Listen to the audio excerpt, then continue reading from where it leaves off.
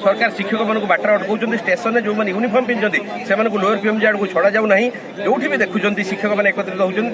घोड़े दि जाऊँगी तेणु ये सरकार चाहूना आम प्रकृत में आम न्याय्य दाबी को पूरण करने आम गत 3 मास तले जो आम आसीलु सरकार मानुले हाँ हाँ आपण मान दाबी ठीक अच्छी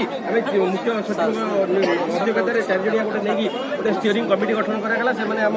नेता मान सहित आलोचना पर्यालोचना कले किंतु वर्तमान सुधा 3 मास बीती जाते आमर कौन दाबी पूरण है जहाँफल आम बाध्य हो भुवनेश्वर आसको आम आज्ञा खुशी नुह भुवनेश्वर आसको आम आम पिला पाखे खुशी आम विद्यालय स्तर में आम जो आमको जहाँ शिक्षादान जो दायित्व दिखाई आम से कम करने खुशी अच्छु आम भुवनेश्वर आसी राजधानी स्तर में आंदोलन करने प्रस्तुत नुह कि सरकार आमको बाध्य कर इंडिया रे आप देखिए 22टा राज्य में